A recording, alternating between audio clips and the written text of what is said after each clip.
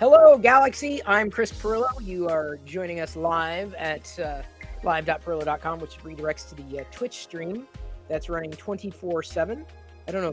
Can you all hear when my notifications go click, click, click, tap? Yes. Okay, I've muted it. Sometimes I leave it on the desk and walk away and forget, like, as I'm moving around, like, click, tap, tap, click. Right now, I'm frustrated with TikTok. Because yesterday I got 35,000 views on my Lego Star Wars video that I did, 23 seconds, almost 2,000 hearts, and I'm like, what? So I'm like, okay, so I'll do another TikTok of Lego Star Wars, and then I'm like, how? So basically what I'm gonna do is I'm gonna reshoot that video. I'm gonna delete the video I made, and I'm going to re-upload it because I'm like, there's something that's wrong. So I'm going to try to shorten it. I don't know if I can make it more dense, but I have to play it through in like 23 seconds or somewhere thereabouts because, like, I don't know. I lost people on this one. The algorithm doesn't like me because I'm just trying to find something to latch on to. Just one thing for these stupid algorithms that I just feel like I'm never going to get it. I've tried over and over and over. I just feel like I beat my head up against the wall trying to figure out an algorithm. And if all I'm known for at that point on TikTok is Lego Star Wars, I'll be okay. I will be fine. I will be more than satisfied. I will be thrilled if that's the one thing that people follow me on TikTok for. I'll be fine. Twitter can be whatever the F. Like, it's always whatever the F. But I've got to find the one thing that people latch onto. And so I just don't know what that is anymore. I don't. It's not, tech, we'll talk tech. Yeah, absolutely. But the algorithm is very much tech. Like, this is technology that dominates creativity. Like, I was fine. I was more than satisfied. Glendon, you told me on your own volition, you said it was good pacing. The video that I did today of the 501st clone set. And I thought it was fine too, but even Diana says, yeah, no, it's too long. Even I wanted to sweat. I'm like, it's maddening. And I know that creators love this stuff, but it's like, this is the technology that I feel has destroyed creativity. As much as it could be a boon, one of the reasons that I feel strongly about doing things live is because I play better live. Having discussions, leading discussions, and not necessarily having to worry about saying the right thing, having the right timing, and being, a victim of an algorithm. And I say, honestly, I've been the victim, and I've tried to break through. Because they tell you, well, you got to love one thing. I'm like, well, damn it. I'm 3D printing, right? I'm, these, Imperial, the soldiers, I'm reprinting the helmets. I collect Star Wars, right? I collect toys. I enjoy other toys apart from Star Wars. I enjoy Lego. I mean, how do you just choose that one thing that you're known for the rest of your life? And technology, I feel, has done a disservice to a lot of people because they have to be that one thing. And when they burn out, like there's only so much I can talk about. And when it comes to one topic or another, even Star Wars or Lego, right? It's an interest, but you have to be known these days with software being what it is and the algorithms, aka software, being what they are. You have to be one thing, and you're damned if you are anything apart from that one thing, which is maddening because I can tell you, just having dealt with, and I've got, the list of tech stuff that's in front of me, and we're definitely getting to it, but this is the technology that I will say is just bothering me and has bothered me for years. I'm not, I know some people love the algorithm for everything that they can do for it, but I've seen the problems with the algorithm. The algorithm, I feel, pushes people more to burn out faster than anything before it. Because how do you love that one thing for the rest of your life? How?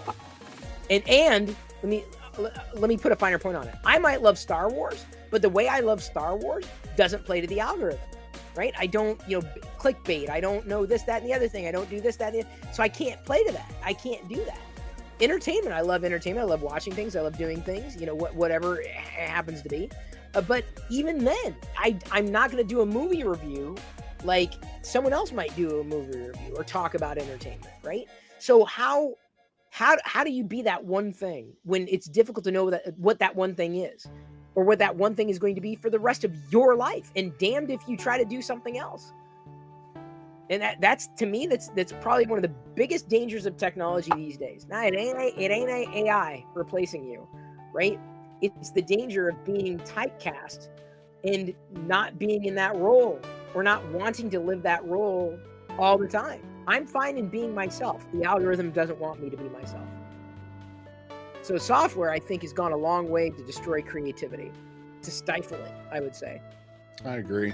I think that algorithmic social media and outlets like that is just, it's just exactly like you said. I don't know what nut to crack. You've been trying to do it for forever and have had no luck. And it seems like that they would want someone that is more diverse than, you know, just one subject or one topic. But I don't understand it. And I understand it to the point where there are people, and by the way, Mad Cat, don't worry about it. We saw you had some wacky text earlier, and I assumed it was a cat or something that had happened on your keyboard. Not a big deal. Thank you. I've subscribed to people because we might share an interest, right? But then the moment that I don't follow them because of them, they're not my friend, right? They're not someone that I know. I follow them because they sell toys, or I follow them because they take pictures of Lego bricks, right? Or they do toy photography. And then when they shift the gears, I'm like, I'm sorry, so I totally understand it, but it's frustrating for someone who has more than one social media. From the algorithmic social media is frustrating for someone who has created content but doesn't do it in a way that is personally fulfilling anymore. Talking about technology is not personally fulfilling anymore. I'll be honest. Yeah. It just isn't. It just, I mean, I can listen to it, I can talk about it, but I can't do it all the time. I can't live it all the time. I just can't. I can't stomach it. I can't. But the algorithm doesn't like that. And I say it like it's a thing, but it is. It's a thing, and you don't realize it until you get trapped in it. You don't see it until you're trapped in it, and then it's too late. So that's my software rant of the day. And don't sit there and say, well, that's not technology. Bullshit. Don't you sit there and try to claim that scripts that were written specifically to maximize time on site and optimize for human behavior isn't a software thing. It's 110% a software thing. Well, yeah, but it plays upon the psyche of an individual. Yeah, but it's still software. Yeah. Software that at one point did not exist, but now it does. And I've been struggling with it, you know, in more ways than I can even begin to enumerate, or have begun to enumerate. So in terms of other things that are on the table, of course, right around the corner, we've got Google I/O coming around. Google is apparently staged to announce a handful of AI integrations, of course, and I think that's going to be their big push this year. AI this, AI that, AI the other thing. Although over the weekend, one thing did hit my radar that I'm really happy about. For iOS users, it may not be as big a deal, but for Android users, it is a big deal. Like if you Google weather on your phone, it just looks, it's crappy. It just looks so outdated. It just does not look good, right? And pulling up this page, it's bad. It just does not look as modern as their other apps do. They apparently are working on a new interface for their weather. They don't have a dedicated app, to my knowledge, at this time. Not that I need a dedicated weather app, but it's being seen that there is a new design coming down the pike for weather results, which I'm very happy to see, like exceedingly happy, because that's been. I don't not check the weather because the design sucks. It's just every time I see it, I'm like, I like the information it gives me.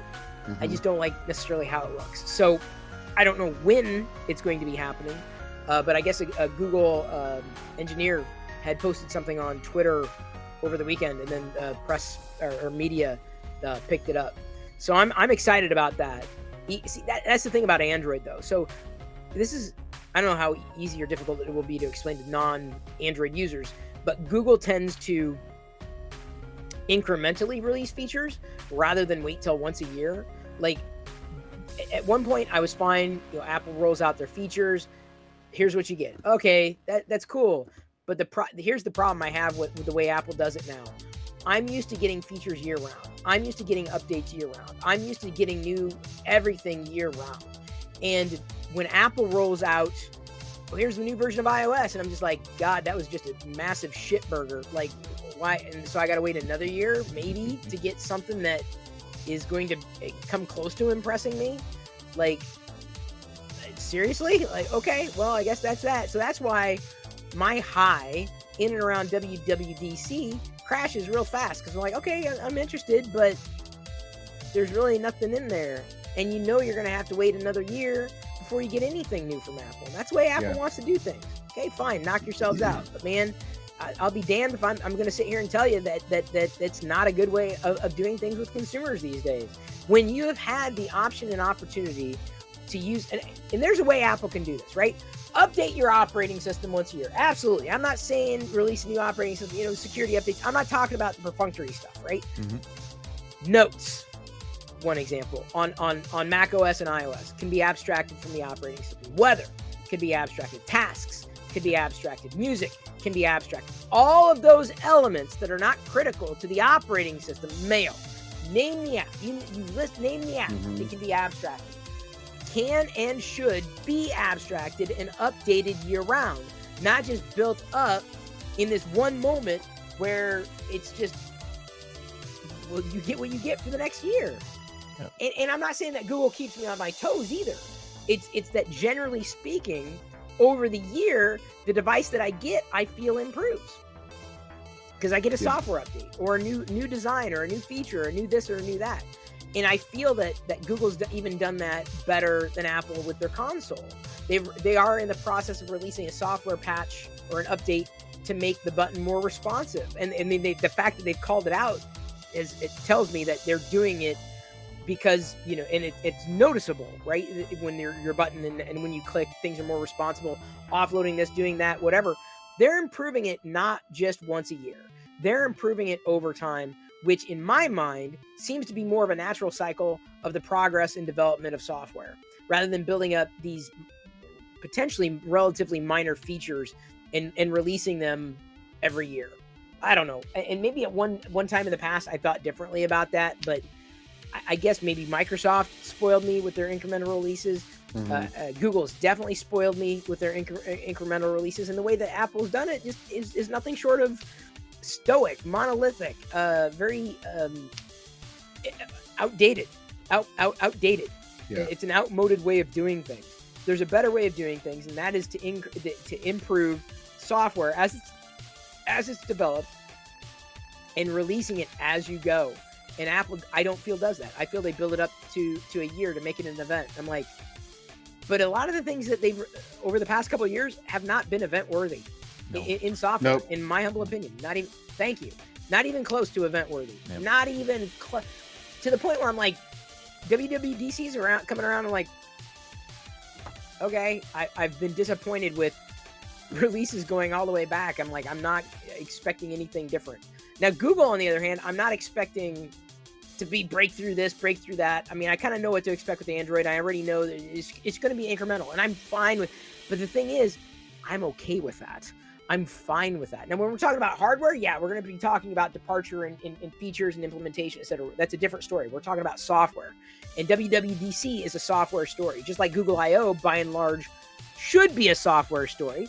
Even with the Google Fold, what's the software story around that? So, I'm sorry, not to interrupt, because I've been ranting pretty much nonstop for the past half hour. Glendon, you said no, you interjected and said nope when I mentioned that Apple... The software that they've been releasing is just not even been close to being event worthy. No, it's not.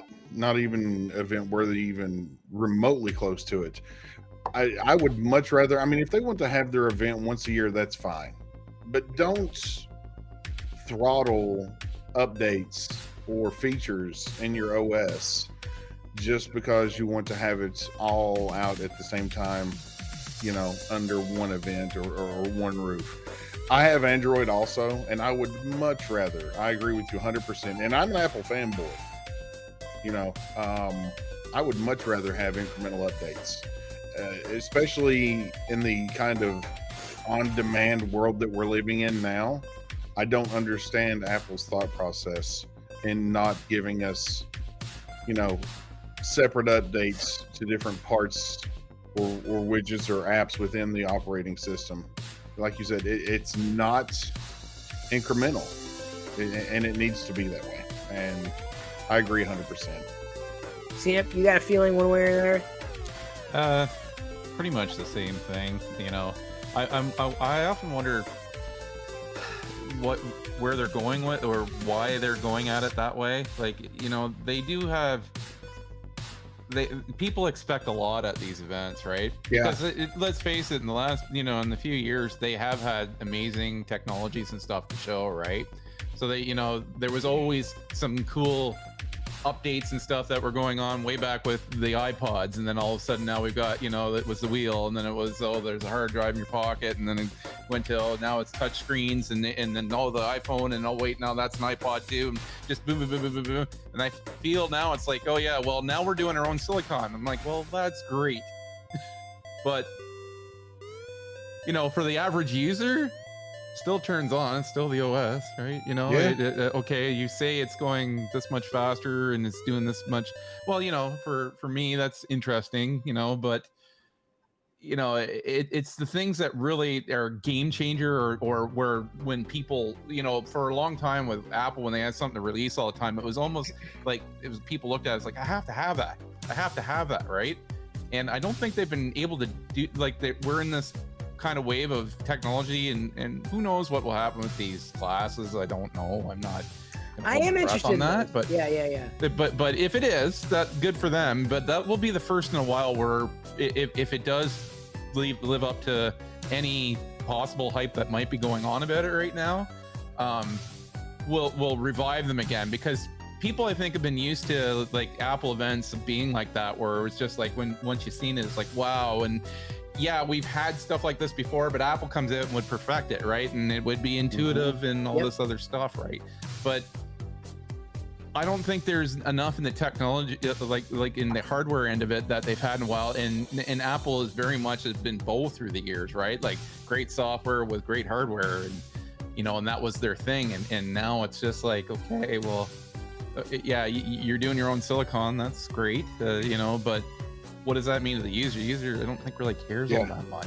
No, right? The user don't care. But when I'm not having a BlackBerry where there's these little buttons and I have fat thumbs and all that, and now I'm going with a touch screen and all these different things all through the years of all these kind of technology come, that excited people a lot, right? So I don't know, unless they've got other things in the works that will revive it. I think they have the pressure to continue to have, like, here comes the event, and this is what we remember the old, and there's just one more thing, and everybody's like, what is it, is it, this is the thing we're gonna want, and it's just not there.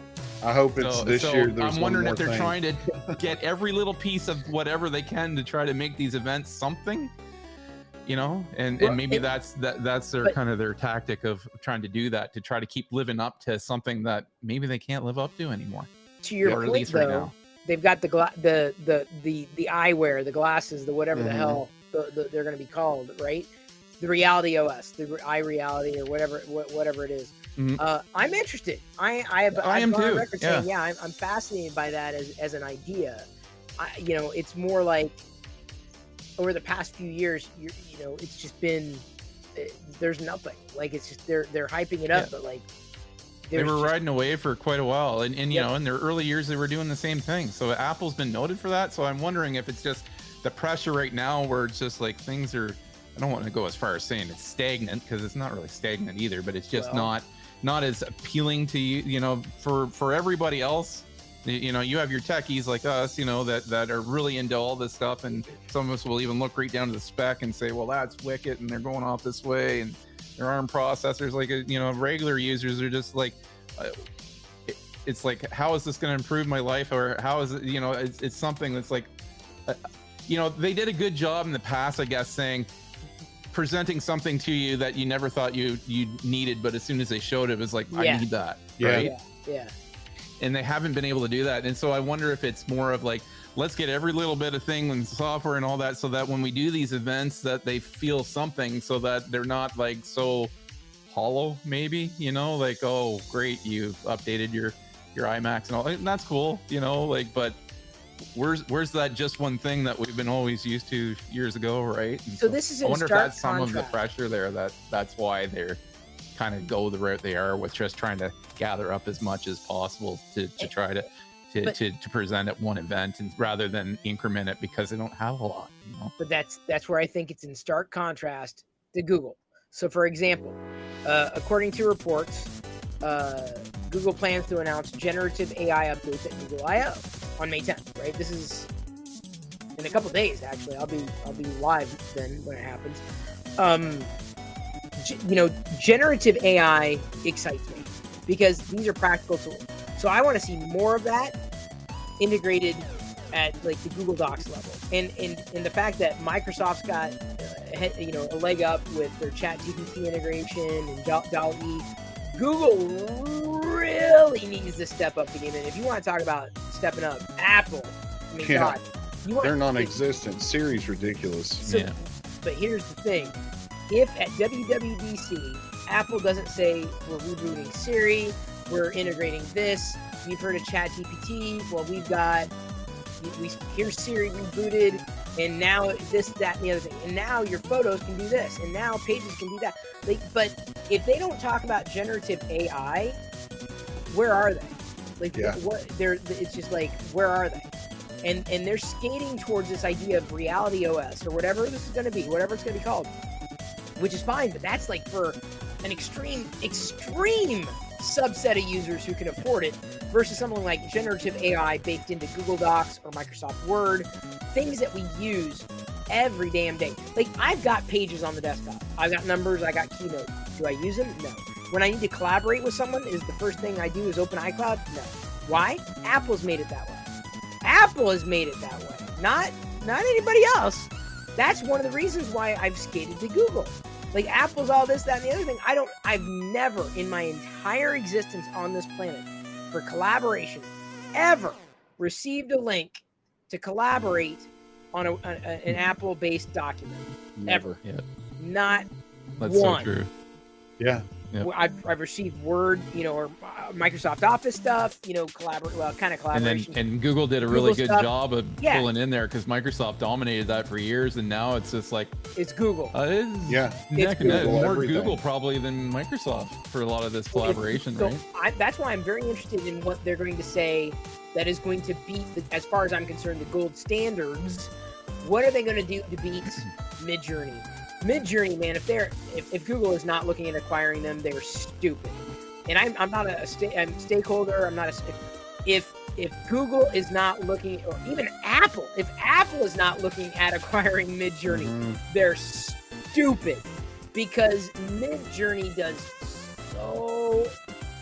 so well with simple prompting. Like, it puts everything else to shame. I mean, to the point where Microsoft, even in integrating what they've integrated, Microsoft unfortunately still stepping on its own feet with Bing. But And you don't want Microsoft to get a hold of it. No. well, they have it, right? They've Yeah, integrated. and hopefully they don't, they've- because when they acquire stuff, they've had a That's- bad and track they're record. getting in their own At least Yeah. Microsoft Leveraging knows it. when they have their shortcomings too, Yeah. and they'll go out and they'll acquire businesses. I would love to see Apple do that and take that same kind of concept. Know that you're behind, know that you have shit that needs to be fixed, and you're going to be way behind the 8 ball if they don't embrace this AI. So, but that's the thing, is that Google's going to come out and stay ahead of it. Like, they're putting Right. the assistant team on it, so they're already saying, hey, you don't even have to say it. Siri is absolute. Siri is a dumpster fire. Like, Yeah. you cannot, like, in good conscience, say that, oh, Siri's bullshit. It is a dumpster fire. It has been a dumpster fire for years.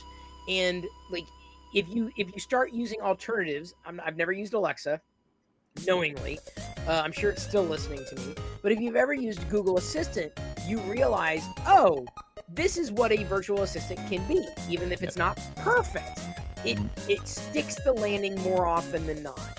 And with Google doubling down on generative AI and talking about that being the future where they're going, I'm like, that's great. That's exactly what it needs to be. That is precisely what it needs to be. Because without that, what you end up with is Siri, and Google I don't think wants to be Siri. So I am fine with them breaking eggs. Google, I'm fine with them breaking eggs, and I'm also fine with Apple breaking eggs. But I'm fine with them breaking eggs to push towards something that is better than what they have today. So even if Bard is a laughingstock right now, at least they're trying. And I'm going to give Google credit for at least trying. I want to be able to give Apple credit for trying. And I don't know if Tim Cook is necessarily the person that's got the vision. And not to say that I think Sundar has the vision either, but I think he's closer to a vision. Satya, I think, has the vision and has had the vision for Microsoft for a number of years. He's the right person to be leading Microsoft at this time. But this is where, again, I'm not calling into question Tim Cook's leadership. He's done amazing things. They've made a lot of money, but he's not a product guy. And we're entering a different era of devices, man. With generative AI and smarter software, like once you, like, and I've tried to explain this over and over, beating my head up again. Like, I talk about ChatGPT or I talk about Midjourney, but until you use them, you don't get it. Until you can contextualize what it is you're using, you're not going to get it. You're just not. And that's my feeling with Tim Cook. I think he's going to see it as a feature and like, oh yeah, we need that, but he's not going to understand it. He's not going to understand how that inherently works within products or with products. Right. So yeah. That's where I miss Steve Jobs. Oh, Because he knew both sides of it. He knew that it needed to be great hardware, but he also knew that it was a doorstop if it didn't have great software and demanded that perfection, right? And what made Apple why it's great, and where they are today. But not to, again, like really diss on Tim Cook either, but I don't necessarily know if he, like how much is pushed there just because of what we're seeing with their software, right? And it's just like, it's not to the standards I don't think that Jobs would have kept it at. And I think no he would way. have been more on Zero. that, right? No, there is zero doubt in my -4 doubt in my mind that it would be He's radical. looking at the product, the door, and then Jobs had that always, even when we were getting into this. And I hate using the word agile, but that's what they kind of use because we talked about why agile isn't the way agile is supposed to be for programming, but where Jobs wanted something out the door and it had to be great going out the door. And I know the new era is get it out the door as quickly as possible, try to even be the first in line to get it out, and if it's not all working or whatever, we'll push the updates to get it there. But do they always do that? I think that's where some of the problem starts, right? So it's and so he's maybe Tim's still on that, here's some more hardware, let's get it out the door, and we'll worry about all the extra details that we haven't caught up with on the software yet. It's half baked in the oven, but we've taken it out and we're sending it out as a product, and we'll figure it out and fix it as we go. Which, I mean, to the most part, if you give basic features where it's good enough and you are seeing progress in that, agile will work, but it doesn't seem to be the case too much with it. So it's just you're still getting great hardware. I think they're still doing a good job that's with not that. the Who problem. cares? I know, but that's the thing. It's only part of it, right? Yeah. It's only part of it. I'm That's what I'm underscoring getting what at. you're saying. Yeah. They're leaders in the recyclable stuff too, right? For if you're wanting to be green and all that, people can feel good about buying an Apple product and knowing how highly recyclable it is, and they even will buy it back from you just so that they can get it recycled properly, right? A lot of companies can't. So kudos for them on that. But it's just like, but when I buy it, Yeah. I want it to work right, and I want these things, and when it's just gotta become a hot mess with their software. Yeah, I wish that Only they half would the product you're getting, right? would fix iOS first and foremost. And I feel like if they embrace the AI, I think that they could go a long way with it. Let the AI cater the software around our needs. Yeah. Glendon, I think you hit the nail on the head there. I feel like AI or generative AI, pattern recognition, whatever the F you want to call it, Yep. I feel gives Tim an excuse to be able to say we need to rebuild iOS, because at this point they're floating on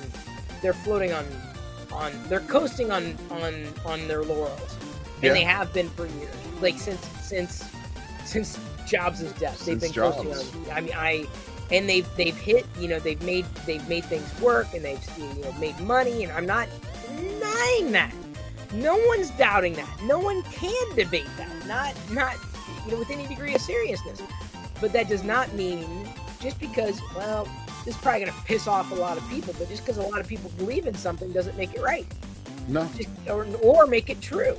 Just because more people believe in a delusion doesn't make it true. So, I mean, I'm a big proponent for that. I know that it's been overdue. If they basically if they make a more intuitive operating system, this is their shot. This is their, not their one shot, but this is their shot. This is the way that they could effectively come in and do things in a way that weren't practical years ago, but suddenly are. And it's not going to take much. Even with Google doing what it's doing with Android, I don't think you're going to be able to convince enough people to move off. But Android, I've argued for years, is a superior experience over iOS by and large. By and large. Not just because of Siri. Siri notwithstanding, like everything else, it's just, there's no comparison. Zero comparison between the two. So, hey, Toxic, good to see you. You're jumping in Chris. at the right time. Yeah, I've been listening to you guys. Yeah, there is a right time. Any thoughts? No, go ahead, Brad. I've been in a transition, so I'm not on this topic, but I've been listening generally. Oh, okay. I'm complaining. It's a day that ends in Y. Apparently, I complained so much. I complained Snoop off the internet. Yeah, he's gone. I noticed that. Where'd he go? Took Snoop away from us. He had it. He's gone. We were in alignment. We were in agreement. Yeah, all of us. Yeah. And it was good. It was heated and everything. I love it. And again, I hope that at WWDC it's not going to happen, but I hope that the aha moment is generative AI and we're fixing iOS. It's not going to happen. I know it's not going to happen. It's a pipe dream. But see, the fact that it's not going to happen, and we don't, or I'll say this, the fact that we don't know if it's going to happen, like, says it all. Like, it's true. Me of little faith. I have very little faith that Cook is going to say anything apart from, well, now Mail supports the attachment of animated GIFs. Oh, great. That's the new Mail feature that you're going to be marketing for the next year. That's cool. Innovative. That's great. Now, music allows you to manage 40 playlists instead of 20, or whatever the hell the insignificant, inconsequential feature is. Like, it honestly, and it's been a disappointment for years, but I will only go back to what I've said before. Tim Cook is not a product guy, and I feel that WWDC is going to illustrate that. Beyond the moonshot of where we think reality is going to be the next thing.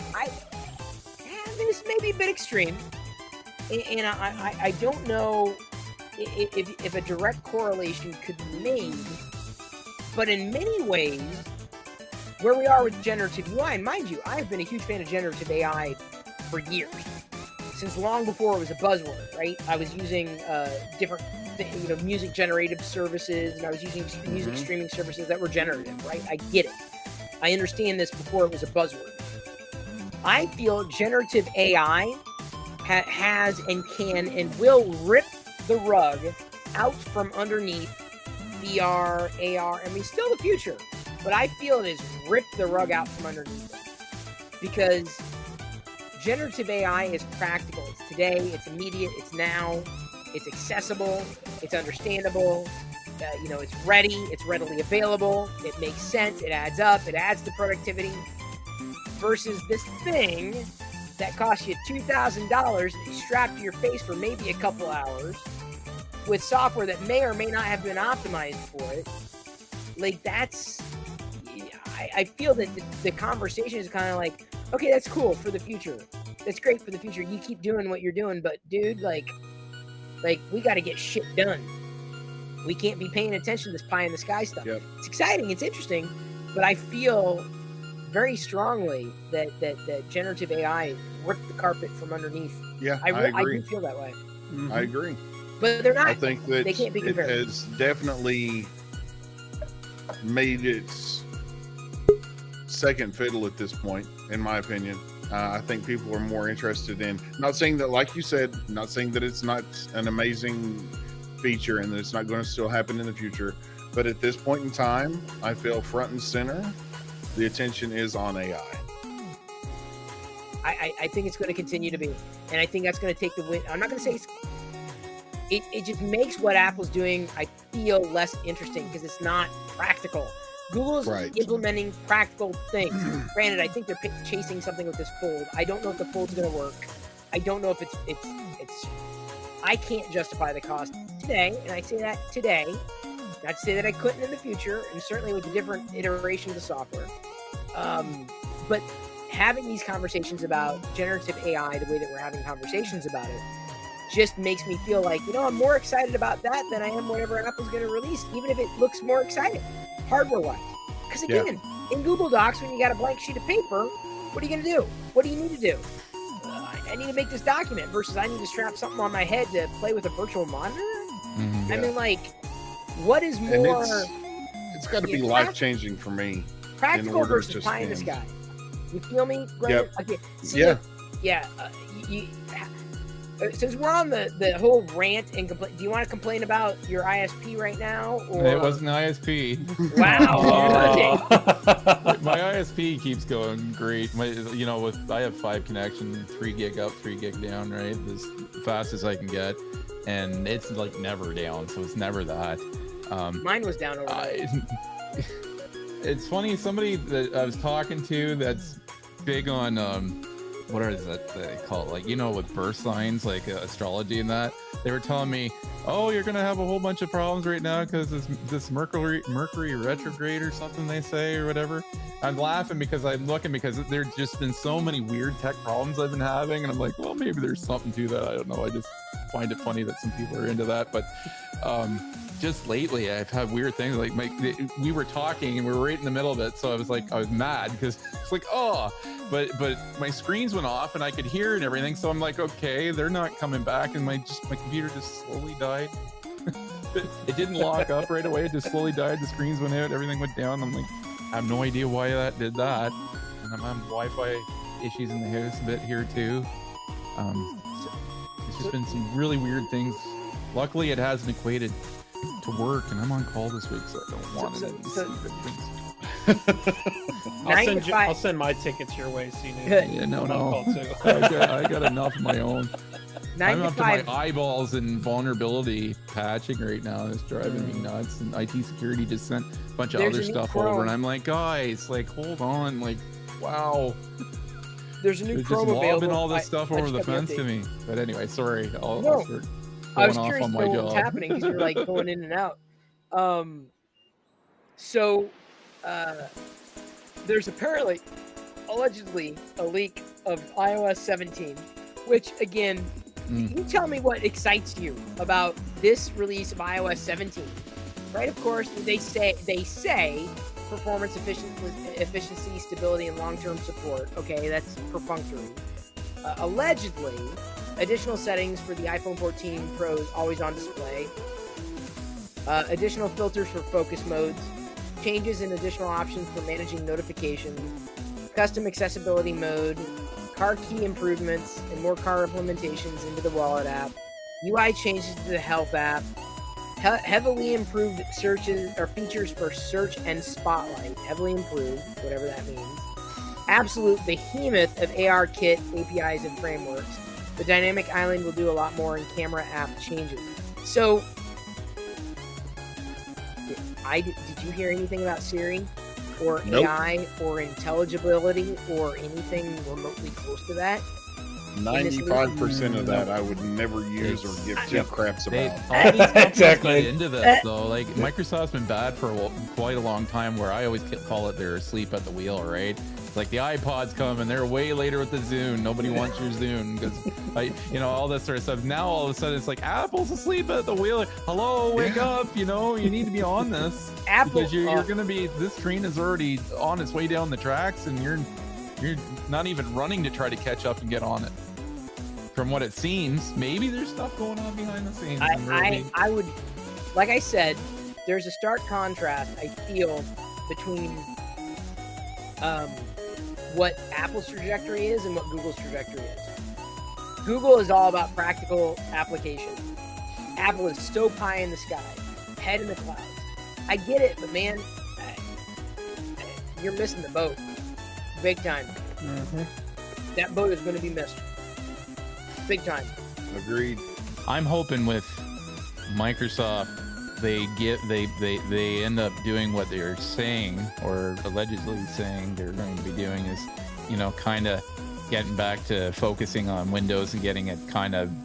If you're gonna, let's get all the old stuff and legacy stuff, that foot out of there and really work on bringing this into being a new OS and hopefully take more of the bloat off of it too. It's hard to say whether that'll happen or not, but they've got opportunities coming, and at least they know that they need to be on the ARM thing. They're kind of behind on that again too, but they're not fully behind. They still could catch up with that. But as far as with things with Apple, where it's just like, you guys were always so ahead on that, and why is it that this is not? It doesn't seem to be on your radar at all. It's like you're gonna get left behind. Siri, say no more. So they'll sell devices. I don't think they're gonna stop selling devices. No, but they're not.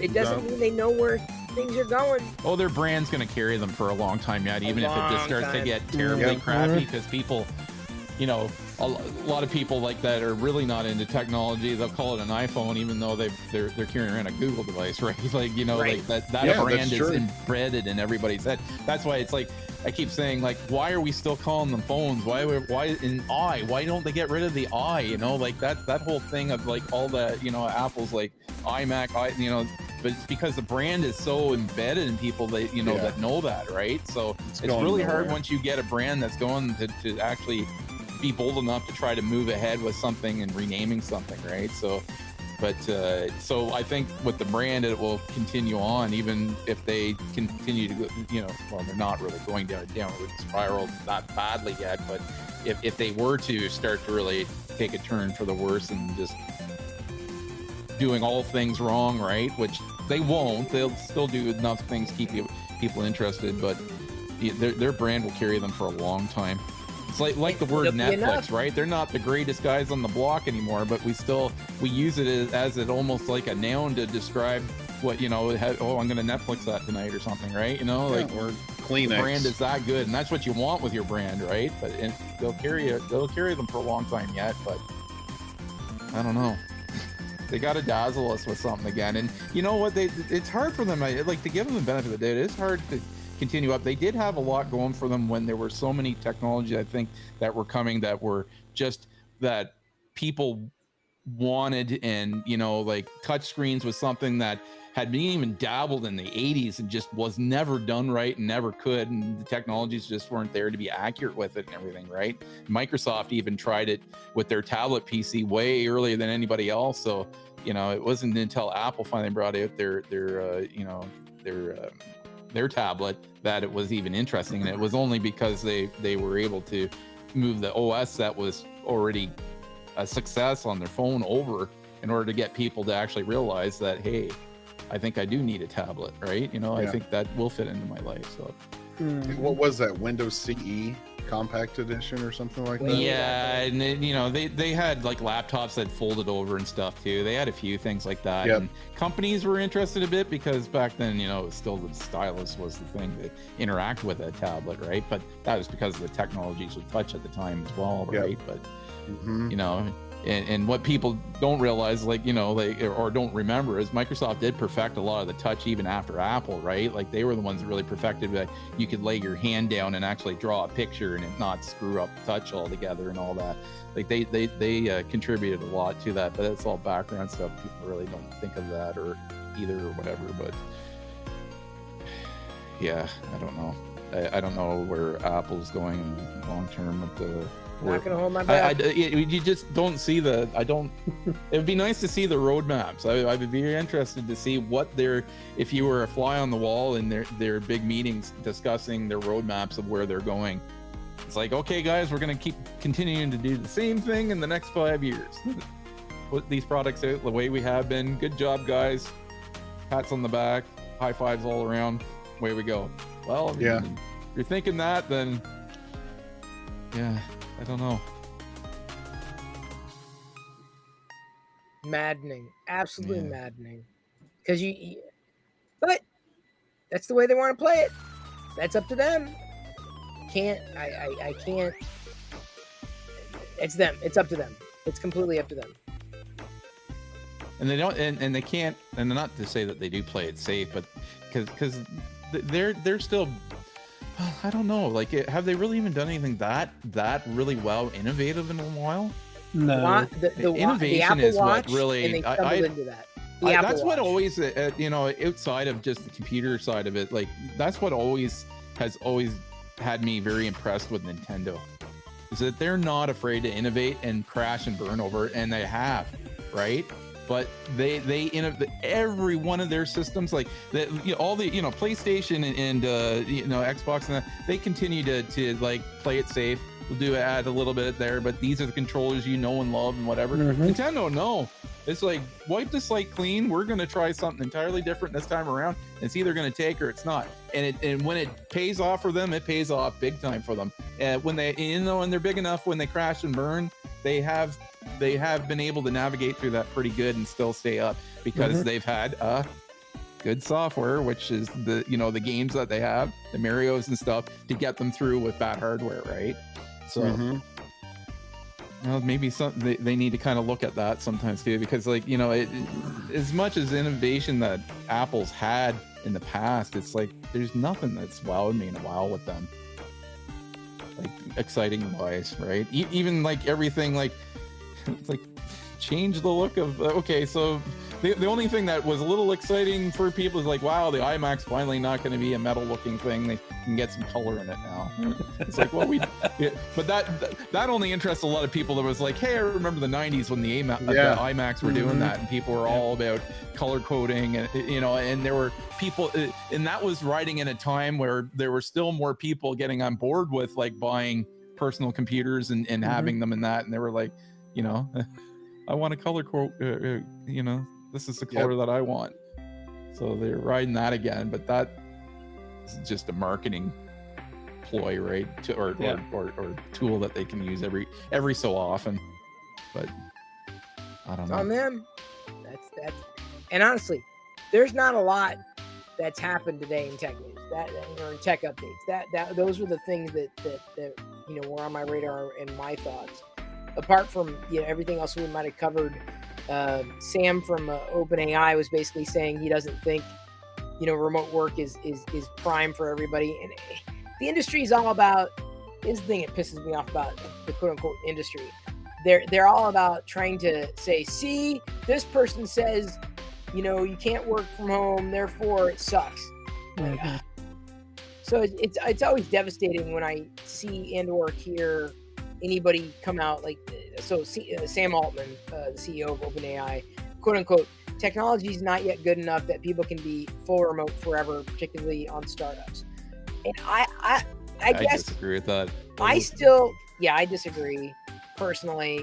I don't think that it's unwarranted. I will say that in the times when I was at Intel, which, by the way, Intel is apparently facing another round of layoffs. I heard that. I heard today. Yeah, so I don't know who's going to be swept up in that, but it doesn't surprise me when I'm not getting any messaging back from a few people.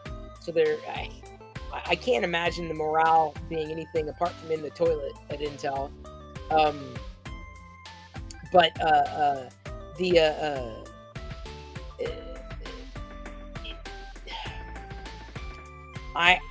the times that I had to go on site, I thought, just like, when you think this meeting could have been an email, I always thought like this could have been what was accomplished here that couldn't have been done online.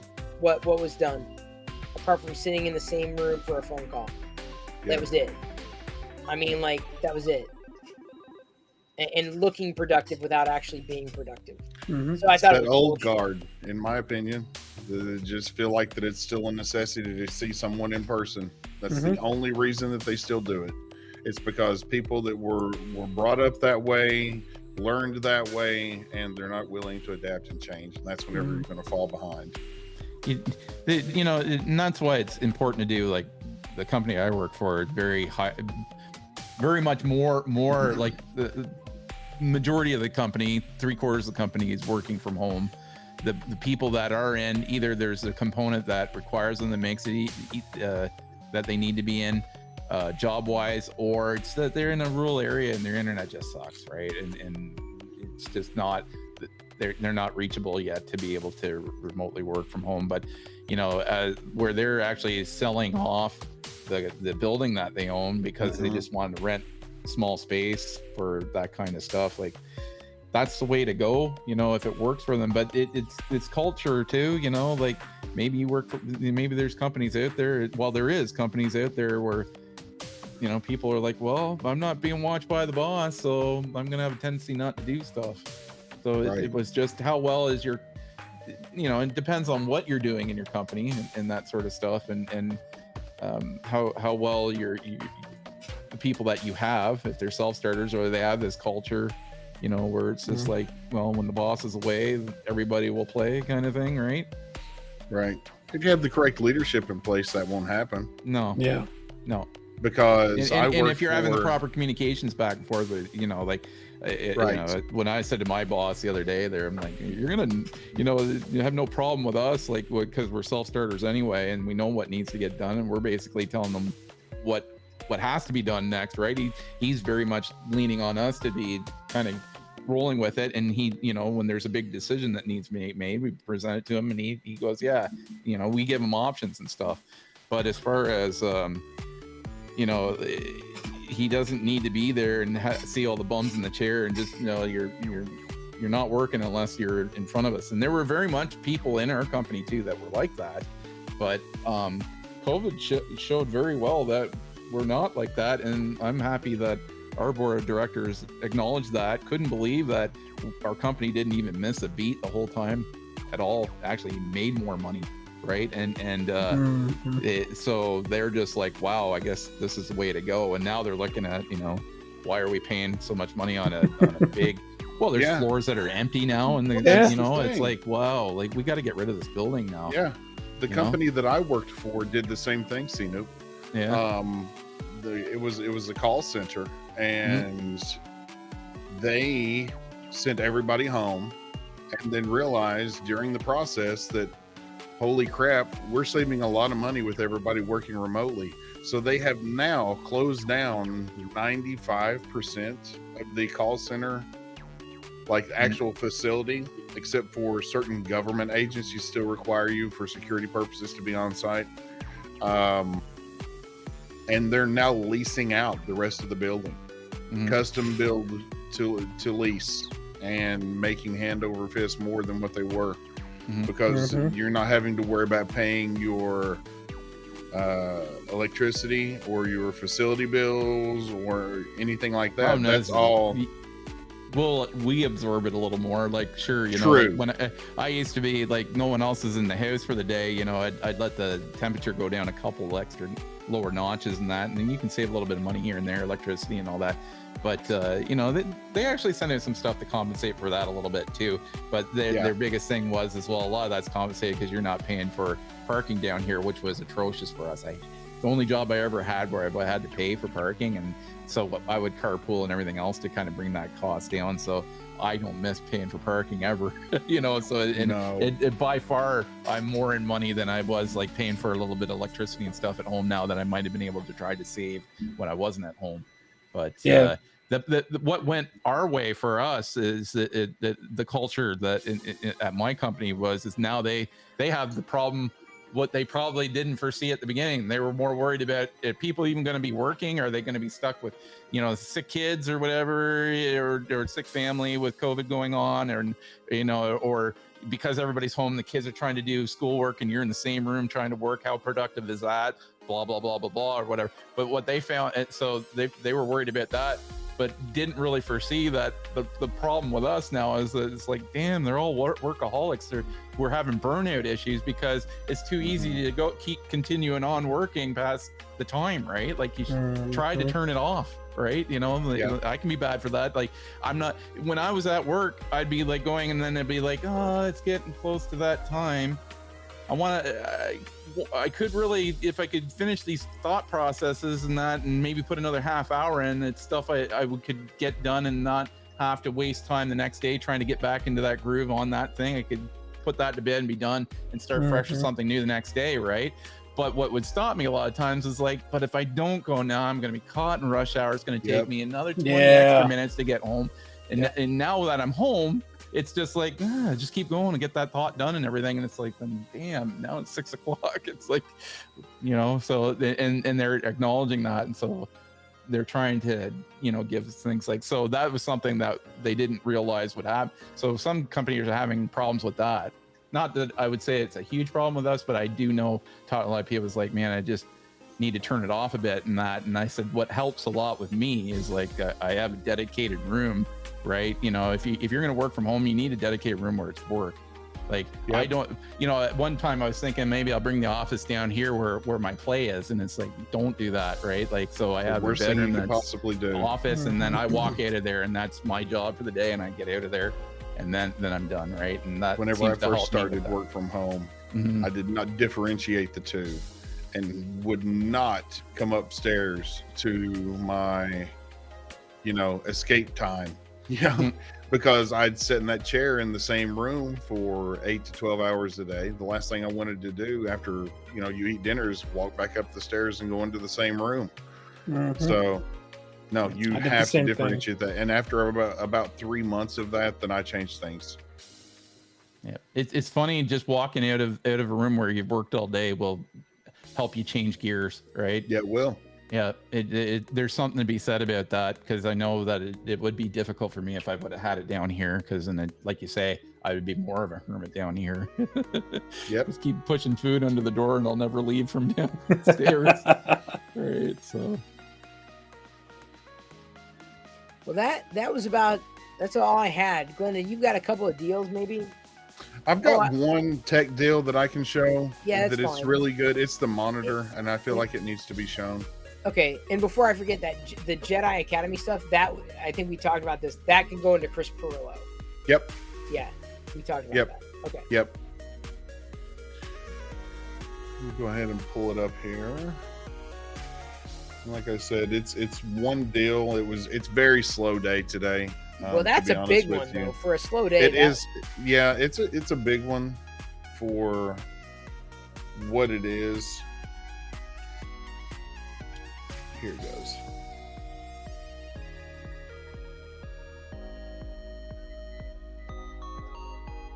Just a second while I switch over here. I'm not in the market for it, but I'm like, it seemed like a pretty No, I know you're not, but there's probably a lot of people that are. I'm watching for monitors, but I need a computer to build before I even buy a monitor. True. So I'm testing to see what's kind of evolving in the market. So I'm curious about what this deal is. Let me scroll up here and make it bigger for everyone. Ooh, I've seen these. All right, so this is 43% off. Normally $800. You can get this for $459. It's the Razer's 165 hertz refresh rate, HDR 400, 1 millisecond response time, 2560 by 1440, which to me personally feels like the sweet spot if you want to game, because it's not as hard to push those pixels. And if you have a good monitor like this one with a high DPI, then you're not missing out on anything, in my opinion. So right now, 43% off. Like I said, normally $800. I'm not in the market for one, but this would be a heck of a steal at this price. Right here, you can see 95% of the DCI-P3 color rate. I'm sorry, color gamut. I'm not sure what it is for the Adobe's scale out there. The Adobe RGB. I'm sure it's documented somewhere if I wanted to look a little deeper. 165 hertz refresh rate is big though. For a 1440p monitor. Most of the time that you see something like this, it's usually 144, 120, 150. Usually 1080p panels are the ones that have the, you know, anything above 144. But to have one that's a 1440p monitor at this point in time, and it's an IPS screen, so you've got wider viewing angles. So again, yeah, anybody that's wanting to look into possibly getting a gaming monitor, upgrading the one that they've got, this could be something that you look at. And I really like the cable management that's on the back of it, of course, and they give you the included cables. You can kind of see it right there. They're flat cables, and they have channels that they interlock into. The monitor stand is something you don't see every day either. Yeah, right there. You can see the channels on the back of the monitor. It's clutter-free, really, because they're flat, silicone covered cables. So they're just out of sight and out of mind if you just direct them through that channel there. I wish I was in the market. I'll say that. Yeah. Yeah, it's a heck of a monitor. Had I not already had this ultra wide, I would buy this. But I'm it's so close to being like half off. That's like, I know, Yeah. I know, Crazy. Like, I know. I have so many monitors right now, and I just wish I didn't. Yep. Get one, right? Because it's just Well, like, how I often wish- do you see that kind of markdown? Holy But cow. see, I wish I could sell the monitors I have to justify that. Yeah. Like, because I could do that, but then I wouldn't get anywhere near what they're worth, right? right, So and, it's and that's the thing. Is like, so what am I gonna do with my own monitors? What am I gonna do? I know, and the darn things, you know, they're not like CRTs that would blow after about, 8 years or so. Like these things will just keep going and going and going and going. Mhm. Yeah. I'm gonna have to. So that's why I always say, like, when someone asks about a monitor, I'm like, if you got some money to spare, when you're doing a computer build or whatever, like, really don't feel bad to putting a little extra money, shift it over to the monitor, because it's going to last you a long, long time. Right. So it's something that is a longer term investment than maybe any other component on your computer, just because of it lasts. And like how many builds have you done where you build and you're just reusing the monitor over again? I have. Yep. Oh yeah, I plan on using these until they just don't work anymore. Yeah. But yeah, that's the one that I had for today. It's a good I'll one. go ahead and take that one down there. Thank you everybody for tuning in, listening. Really appreciate it. We do it every night at 6 p.m. on the Twitch channel, live.pirillo.com. We'll redirect you. Anybody's welcome to join, honestly. In voice, on camera, alongside everybody, anybody and everybody else. We can move things in and around. As you can see, people flipping there, people flipping there. You see, just I'm playing with these squares. We have room for at least one more, if not more than that. But you're always welcome to join, even if it's just listening. Hopefully the archives are landing somewhere. This is the closest thing that I've had to a podcast. I really appreciate everybody, of course, tuning in and participating, leaning in. The conversation will, of course, continue, because that's the nature of a 24/7 stream. You never really know what's going to be happening. I know I'm probably going to be reshooting the Lego Star Wars video just to see if I can, to dovetail to the beginning of the stream, to see if I can get something that'll stick the landing with the algorithm. But thank you everybody for tuning in. It's very, very appreciated. Love the stream. Talking about software jank, watching a stream with solid 10 to second delays are rough, would turn viewers off. I feel like the tech isn't able to keep with the channel ambition, which would be 100% limiting growth, not as enjoyable to watch with the delay. Yeah, that is the nature of having streamed for 7 days in a row without resetting it. Who do we have? Oh, actually, I might actually be able to reset this not long after we broadcast. The delay, thank you for noticing, is because of that. We need a demux, but unfortunately, there's no easy way of doing it without actually stopping the stream and restarting it. So we can do that. That is possible to do. I have no problem doing that. Have you had comments and discussions with StreamYard on that? It's not a StreamYard thing. It's a technology hurdle. You need a demux. The longer a broadcast goes without necessarily resetting, you're going to have that audio-video synchronization issue. So it's less of an issue for people who are using StreamYard natively and more about the people who are watching it being broadcast out. Right. So it makes sense. I know it's a thing. Inevitably, it's like, oh, I need to reset it. But I'm like, well, a lot of users are using it right now. We got Mike. Everyone else is like chatting in real time. And then Mystery Goat's also doing Star Trek. But like when it's just like a couple of people or just me, then I'm like, okay, I'm going to reset. So I would expect that in the next few hours. Thank you for that feedback. It's very, very valid feedback, very valuable feedback. I just appreciate that you were listening, even if you listened without watching. That's the way around the problem is just listen to the sound of my dulcet tones in my voice, this high-pitched squeal, like someone's been squeezing my testicles for an hour straight. That is how I sound. That is the way I was born. Thank you everybody for joining. I love you. Pretty hard on your soul. Unfortunately, with you always. See you at live.pirillo.com. We'll see you later.